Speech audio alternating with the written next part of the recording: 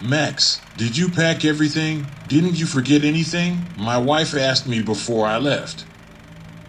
Yes, dear. I checked everything twice last night. Everything is in my bag. Okay then. Have a nice vacation. Be careful out there. Thank you, and I'll call you if there's a connection. I kissed my wife, threw my big hiking backpack over my shoulders, and left the apartment. After leaving the house, I walked to my car, put my backpack in the trunk, and hit the road, first to pick up my best friend who lived on the other side of town, and then to our destination. Nazar and I were both avid fishermen, and we liked to go fishing and enjoy the harmony with nature at our favorite fishing spots around the Rivne region, which is in the north of Ukraine. Sometimes we would go beyond its borders to explore new places we hadn't visited before, like this time. The place we were heading to was in the neighboring region. It was a wild lake in the middle of the forest, rarely visited by tourists, firstly because of the lack of a normal road to it, and secondly because of a widespread legend among the locals that people often disappear there, but still manage to get there to go fishing or relax. Nazar found out about it after reading someone's question on a fishing forum about whether anyone had fished there and whether it was possible to get there by car. Of course, someone on that forum also mentioned the legend in the comments. To be honest, at first, I didn't really want to go there, but after my friend's persuasion and his convincing argument that there could be a lot of trophy fish there, given the fact that few people come there, I agreed. And so I'm driving a car, going to Nazar, and then to that lake. I set off around 4 a.m. so that there would be fewer cars on the road, and to get to the new place earlier, since we did not know in advance how long we would have to walk to the lake. At 5:30, I was already at Nazar's home. We loaded his bags and hit the road. It is so cool to drive along an almost empty highway illuminated by car headlights with your favorite music playing in the car. In such an atmosphere, we didn't even notice how quickly time passed, and the navigator was already indicating that we had reached our destination. Leaving the car on the outskirts of the forest, we threw our backpacks on our shoulders, took our gear, and headed in the direction of the lake. The road to the lake is really shitty, Nazar said. Yeah, I'd say it's not there at all, I joked back. We had to make our way through dense bushes and areas covered with dead wood, and sometimes we came across swamps that we had to avoid. The further we went into the depths of the forest, the denser and darker it became. Somewhere in the treetops, we could hear the eerie cries of some birds. It seemed as if no human foot had ever set foot here. But we were seriously determined and moved forward. And after about an hour and a half, we finally saw the lake. It was extremely beautiful, surrounded by forest on all sides. It was untouched nature, which had not yet been touched by humans. I can't wait to throw my fishing rods in there, my friend exclaimed with delight. Yeah, but we need to prepare the place first. Look how overgrown everything is here. There's nowhere to sit. That's right. Let's take a couple of minutes to smoke and get to work. After resting for about 5 minutes, we chose a suitable place for fishing and started preparing it. I cut down the bushes and reeds, and Nazar cleaned everything up and put it in a pile to burn in a fire. It took us about 30 or 40 minutes to do all this. And finally, having finished cleaning and preparing the place, we unwound our fishing rods and threw them into the lake and began to build a tent for the night. Less than 10 minutes later, a bell rang on one of the rods. The first bite was not long in coming. It was followed a few minutes later by the second, and so on. There was really a lot of fish in the lake. So I finished setting up the tent while Nazar watched the rods. The bite was active until the evening, so after catching a lot of fish in a few hours, we decided to cook fish soup for dinner. "Max, you take care of the fish, and I'll go look for some more firewood," Nazar suggested, and taking a small axe with him, he went to the forest, and I took the fish cage out of the water, selected a couple of good crucians, and started cooking dinner. Maybe half an hour passed and Nazar still hadn't returned. I thought to myself, and taking my phone out of my pocket, I tried to call him, but it was useless as there was no connection in this wilderness. So, having moved about 20 meters away from our camp, I tried to call out to my friend. "Nazar! Nazar! Where are you?" I shouted as loud as I could, but I didn't get a response. "Where did you go?" I was beginning to worry a little about my friend. He should have heard me if he was somewhere nearby. He couldn't have gone so far. And it's unlikely that he got lost. We've been walking in the woods many times. After calling out a few more times, I decided to go in search of him, taking a hunting knife with me just in case, which I always take with me on such hikes. Remembering which direction Nazar was tentatively heading, I set off in the same direction. Along the way, I called out to my friend from time to time, but no one answered. "Where did you go?" I said to myself excitedly. I must have been combing the area for about 30 minutes until I found something that scared me very much. About 200 meters from the shore, near one of the fallen trees, Nazar's axe was lying on the ground, and there were traces of blood near it. "What is this?" "Nazar!" I shouted with all my might. "What has happened here?" I started to shake pretty badly. "We are in the middle of nowhere, probably 20 kilometers from the nearest settlement. There is no connection. My friend is missing somewhere, and now this find." Panic began to envelop me, and it was hard to control it. I walked around in circles and called out to my friend, but realizing that it was of little use, I sat down on a fallen tree to calm down and think about what to do next. I had to climb a tall tree to try to catch a signal and call the police, I thought, and choosing the tree that would be easiest to climb, I ran up to it and started climbing. Once I was as high as I could get, I took my phone out of my pocket and tried to call Nazar again, but there was no connection. After several unsuccessful attempts, I cursed loudly and decided to go down to the ground and look for my friend on my own. While climbing down from the tree, I did not see and stepped on a thin branch, which broke under my weight, and I fell to the ground from a height of about 4 meters.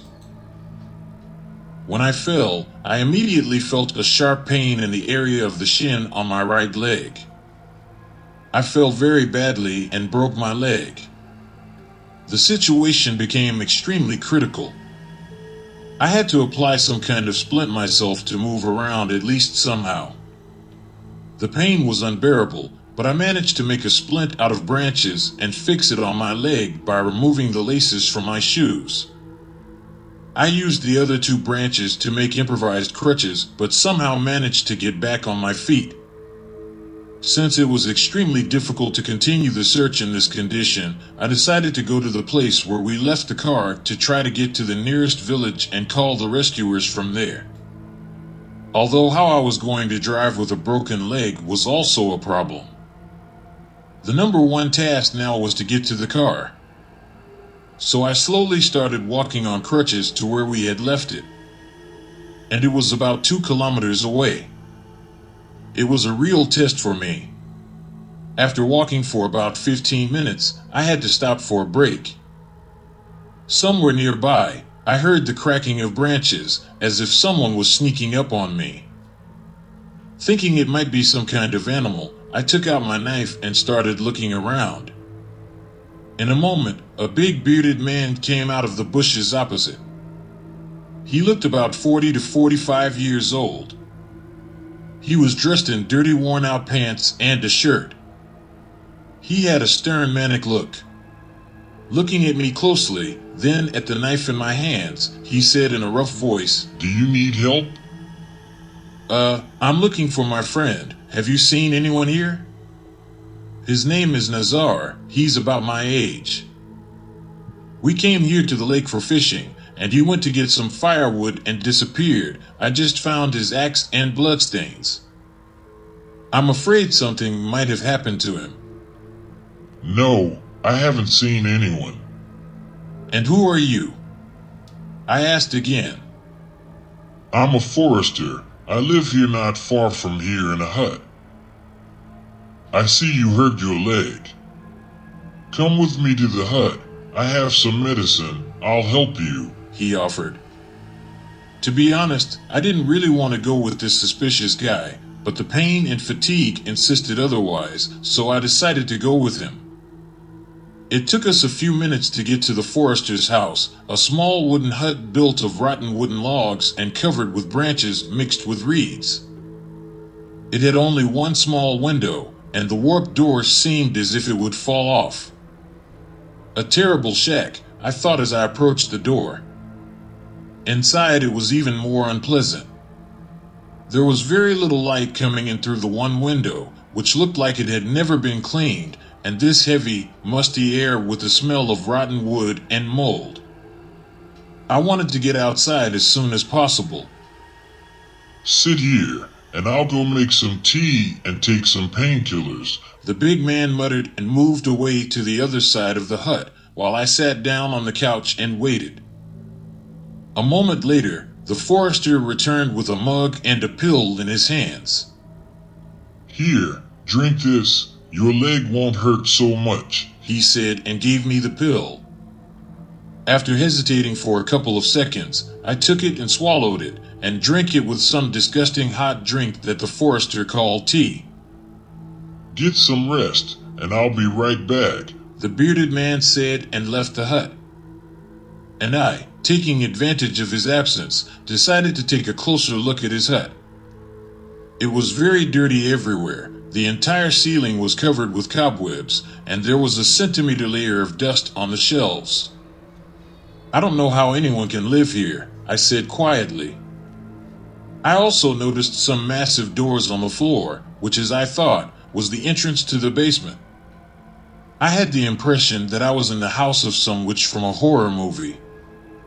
As I was looking through the forester's things, my eyes fell on items that made me feel scared. On one of the shelves, which had already been warped by time on the wall, I saw the phone and watch that belonged to my friend Nazar. Where the fuck did this come from? I exclaimed in shock. I was starting to panic. This guy had done something to Nazar. As I noticed, the watch had traces of blood on the strap. I had to get out of there into the car and call the police. This is some kind of crazy killer. I had already taken out the knife and was heading to the door when suddenly I got dizzy, my legs went weak and I fell to the floor, fainting. I woke up in a cool, dark place with my hands and feet tied. My broken leg started to hurt even more. Most of all, that crazy forester threw me into the basement. Judging by the sounds, there was someone else there. I was sure it was my friend. Nazar, is that you? He was trying to say something, but he was gagged and I couldn't understand anything. Hey, untie me. What do you want from me? I started shouting, and about a minute later I heard the door open from above. And this crazy maniac started coming down to the basement with a kerosene lamp and some bag in his hands. What the fuck do you want? Untie us quickly. I yelled at him. In response, he laughed loudly and said, How did you like my tea? You bastard, did you sleep well? You asshole, did you put something in my tea? I'm going to kill you. Is that my friend lying there? Who are you? Answer me. I continued to shout. He came up to me and grabbed my hair and turned my head by force to the side where his other prisoner was lying on another table. Yes, this is your friend. And I want you to watch what I'm going to do to him, he said, and taking a large butcher's knife from his bag, he approached Nazar, grabbed his hand, and began to cut off his fingers one by one. The bandage on Nazar's face could not muffle the terrible scream of pain. The big man only enjoyed it. After chopping off the last finger, he gathered them all together and put them in his pocket. It would make a delicious soup. And now the main ingredient, he exclaimed, and taking out another tool from the bag, which looked like a screwdriver, he bent over Nazar's face and began to pry out his eyes. My friend's terrible scream was driving me crazy, and I tried to free myself from the ropes to save him, but it was useless. Taking out one eye first, he threw it into his mouth and began to chew it with pleasure, as if it was some delicious delicacy in an expensive restaurant. Then he took out the other one and said with a satisfied tone, "This one, along with the fingers, will go into the soup," and put it in the same pocket. Then he took a cleaver and cut off Nazar's head in one fell swoop. "You sick bastard! Untie me!" I screamed. "No, I'll make something tasty out of your organs too. Just lie down while I put some water on." After saying this, he put the cleaver on the table where I was lying and hit my broken leg with his fist with all his might, and then climbed upstairs, laughing madly. Tears stood in my eyes from the sharp pain. I knew that the same thing was waiting for me, and I had to think of something quickly to save myself while that crazy man was climbing upstairs. So, after waiting for him to leave, I moved as quietly as possible to the cleaver and tried to get it. My hands were tied behind my back, so it was extremely uncomfortable to take it. But I managed to do it anyway. Clamping the handle of the cleaver with my heels, I knelt down and began to cut the rope on my hands, managing to cut my palm. Having freed my hands, I moved on to the rope on my feet. When everything was done, I hid the knife behind my back and lay back on the table, waiting for the killer to return. A moment later, I heard footsteps upstairs, the door to the basement opened, and the maniac came down the stairs. "Well, did you miss me? The water is already warming up. It's time to cook the meat," the big guy said in a silly voice and wanted to take a cleaver from the table. But he didn't notice it there and froze for a moment in a stupor. I took advantage of this moment and immediately jumped up from the table and stabbed the bearded psycho in the chest with all my might. The latter screamed frantically and fell to the floor. I jumped off the table and hopped on one leg to the stairs to get upstairs. When I got out of the basement, I looked down to make sure that the monster was dead. He was still lying on the floor, shuddering in deathly convulsions. So I closed the door to the basement, picked up my crutches from the floor, and walked out of the hut. Just to be safe, I decided to lock the door from the outside and propped it up with a board I found on the street so that it could not be opened. After that, I went to my car. After about 20 minutes, I found the car, jumped in, and drove away.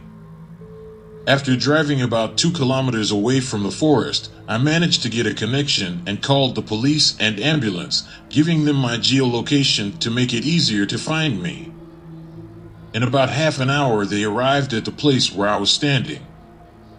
I was given first aid and taken to the hospital, and I told the police about everything that happened to me and oriented them to the maniac's house. As it turned out later, the police did not find the cannibal in his house. He somehow managed to survive. Only Nazar's body remained in the basement. The killer is still alive and may be hunting someone else. I hope the police will be able to catch him.